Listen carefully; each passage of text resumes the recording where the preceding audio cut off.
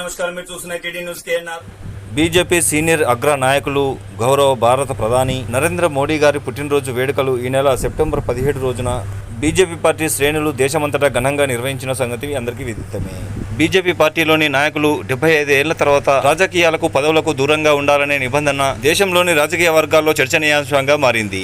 అయితే ఈ విషయమై రాజకీయ వర్గాల్లో ఎలాంటి చర్చలు జరుగుతున్నాయన్న అంశంపై చర్చించేందుకు కరీంనగర్ డీసీసీ సెక్రటరీ సయ్యద్ జమాలుద్దీన్ గారి వద్దకు రావడం జరిగింది. వారి మాటలోనే విందాం. రాజకీయ వర్గాల్లో ఈ విషయమై ఎలాంటి చర్చ జరుగుతోంది, దేశ రాజకీయ పరిస్థితులు ఎలా ఉన్నాయి, 75 ఏళ్ల వయసు పరిమితి గురించి అడిగినప్పుడు వీరిచ్చిన సమాధానం వినండి.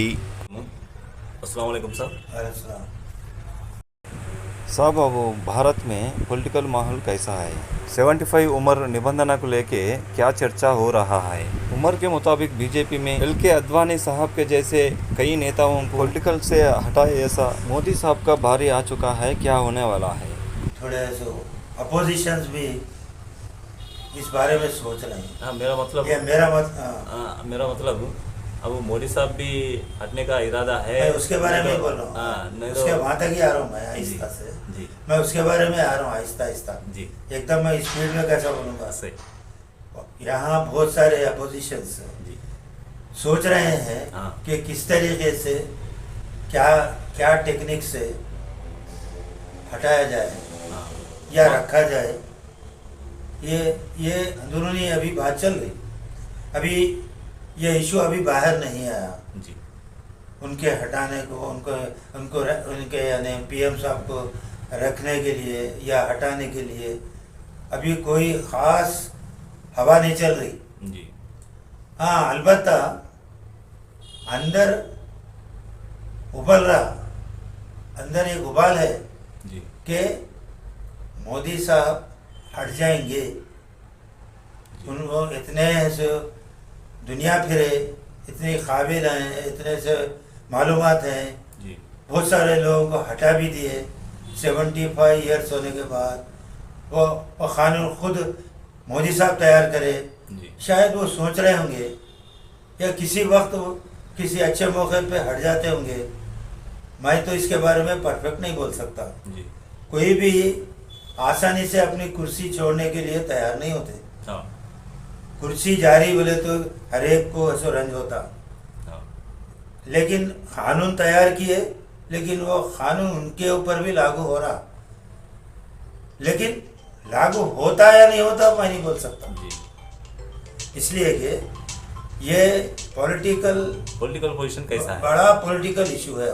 जी पॉलिटिकल अभी ये पॉलिटिकल इशू अभी इसका रिजल्ट नहीं आया. अभी जी क्या क्या चल रहा है, किसके पास क्या चल रहा. जी जैसा कि राहुल गांधी है, जैसा कि भगवती है. अब मोदी साहब का नंबर आया. अब ये इनको निकालने का वक्त अपोजिशन सोच रहे हैं.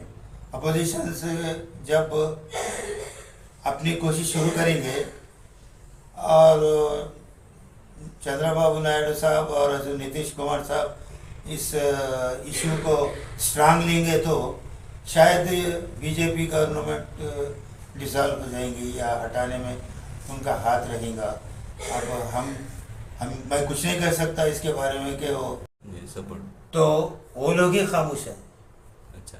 वो अपना फ़ायदा देख रहे हैं अपने तरक्की के लिए. नायडू साहब भिजाए चिट्ठी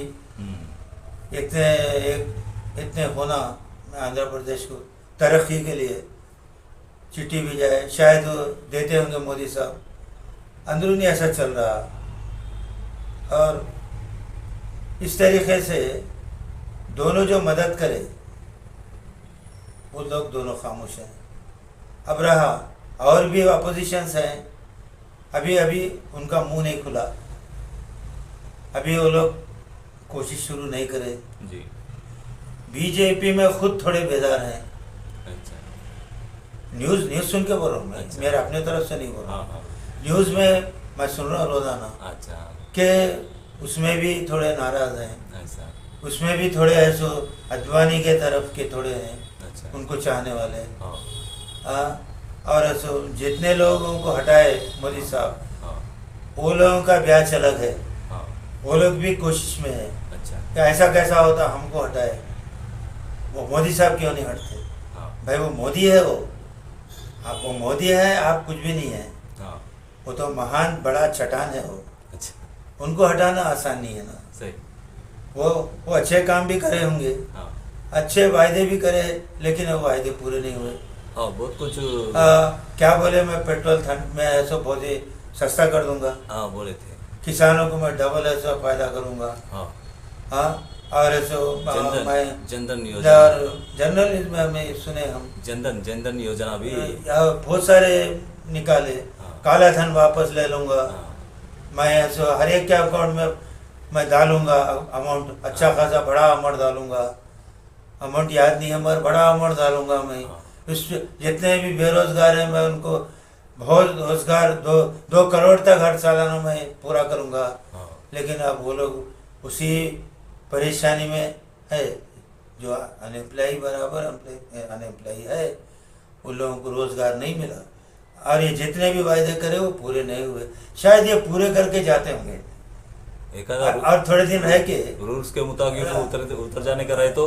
रूल्स के मुताबिक, रूल्स हम बात नहीं कर सकते मोदी साहब के बारे में। हाँ क्योंकि वो रूल्स पे चलना है तो कल ही हट जाते थे। अच्छा बहुत बड़ी इज्जत कायम हो जाती थी सही। कि मैं हो गया, या आज दूसरे दिन जैसे आज मैं जा रहा हूँ भाई भाई टाटा, मैं नेशंस को मैं टाटा बोल रहा हूँ। हाँ मैं जो भी अच्छा ही करा बुरा ही करा मैं माफ़ी चाहता हूँ बोल के चले आते थे। हाँ लेकिन हम कैसा बोल सकते हटो बोल के? सही। वो पीएम है हमारे, हाँ नहीं बोल सकते। हम उनको हट जाओ नहीं बोल सकते, उनकी खराबियां बयान नहीं कर सकते, उनकी अच्छाइयाँ बयान नहीं कर सकते। जी मैं मजबूर हूँ, अच्छाइयाँ भी बयान नहीं कर सकता हूँ, अच्छा। बुराइयाँ भी बयान नहीं कर सकता। हाँ अब ये भी एक पॉलिटिकल लैंग्वेज है। आप भी एक पार्टी के हैं। मैं भी एक पॉलिटिकल लैंग्वेज में बात कर रहा हूँ। मैं उनकी अच्छाइयाँ बयान नहीं कर सकता, बुराइयाँ बयान नहीं कर सही। सकता। जो भी करे वो खुद पूरी हिंदुस्तान जानता, जी हर कौम जानती, हर मीडिया जानती। जो इसमें मैं अपने तरफ से क्या कहूँगा? हाँ अलबत्ता ज़रूर 75 ईयर्स के बाद हटाए उन्होंने, अगर उन्होंने हट गए तो बहुत बड़ी इज्जत कायम होगी। सही। बहुत इंतज़ारी में लोग अपने तरफ से हटते होंगे, इस तरीके से सोच रहे हैं लोग। अच्छा अब उसके बाद अपोजिशन जब एक जगह हो जाएंगे, जी या नहीं तो फिर बिहार में का रिजल्ट 2 महीने में आ जाएगा। हाँ हो सकता अब प्रेजेंट सीएम अगर हार जाए, या हो सकता बाबू साहब नाराज हो गए। अभी हटाने वाले ये दोनों हैं। जी 75 ईयर्स का सवाल ही नहीं रहता। जी ये दोनों अगर हटा दिए तो भाई इलेक्शन होता, फिर हो जाएगा इलेक्शन, हाँ मध्यवर्ती इलेक्शन बोलते, वो भी हो सकता, वैसे चांसेस है। हाँ अब इससे ज़्यादा मैं आपके सवाल का जवाब नहीं दे सकता। ठीक है सब। अच्छा सवाल का जवाब दिया सब आप। नहीं, मैं परफेक्ट जवाब नहीं दे सका। फिर क्या है बोले तो ये एक इशू है, हाँ ये एक समझौता है। ये समझौते को निभाए तो अच्छा है मोदी साहब। हाँ एक समझौता कर लिए थे, क्योंकि इतने दुनिया में सब जानते मोदी साहब को। हाँ अपनी बात से हट गए तो क्या होता? उनका विकार का मसला है, सही उनकी इज्जत का मसला है ना। सही। मैं उनकी इज्जत के बारे में सोच रहा हूँ, अच्छा मैं पॉलिटिकल के बारे में नहीं। क्योंकि उन्होंने कानून तैयार करे, हटा भी दिए मुरली मनोहर जोशी को, अडवाणी को, और भी बहुत सारे नाम याद नहीं आ रहे, सभी को हटा दिए, पॉलिटिकल से हटाए। अब उनका टाइम आया। अगर अपने तरफ से हट जाना बेहतर है, क्योंकि मैं उनकी इज्जत चाह रहा हूँ। जी इज्जत से, अपनी सोच से, अपने अच्छाई से हटने में बहुत अच्छा है। एक आधा हटने से पहले अब वो। हटाने से पहले हटना बेहतर है। अच्छा हाँ अब वो अब नए हटाने का तो सवाल ही नहीं है, क्योंकि पॉलिटिकल अपोजिशन तैयार हो रहे हैं। उनको अभी आइडिया नहीं कट रहा, अच्छा तैयारी में है। अच्छा ये मत समझो कि खामोश हो जाएंगे अपोजिशंस, ये गलत है। इससे पहले कि हटाने का वक्त आया जी तो मोदी साहब हट जाने में बहुत बड़ा फायदा है, बहुत बड़ी इज्जत है। अब यही सवाल करे थे, मैं इससे जवाब नहीं दे सकता। ठीक है सब, शुक्रिया सब। अब पॉलिटिकल इशू के बारे में, अब मोदी साहब का ये इशू के बारे में बहुत अच्छा तरीके में आप बताए सब। शुक्रिया सब। जय अल्लाह। ఈ కార్యక్రమాన్ని మీకు సమర్పించిన వారు all force institutions Karimnagar, Paramita schools Mankammathota Padmanagar Karimnagar, Tejas defence academy and junior college Kothapalli Karimnagar, SVJC junior colleges Tigalotapalle Karimnagar, Sri Chaitanya institutions Karimnagar, saint George international school and paradise school Kothapalli Rekurthi Karimnagar, the Oxford school Ramnagar Kamanpur Karimnagar, Maner schools Mankammathota Padmanagar Karimnagar, Bansal classes institutions near court and Rekurthi Karimnagar, atom classes coaching and tuitions housing board Chowrasta Karimnagar. Telangana సంవత్సరం ధన్యవాదాలు. జాతీయ జెండాను ఆవిష్కరిస్తున్న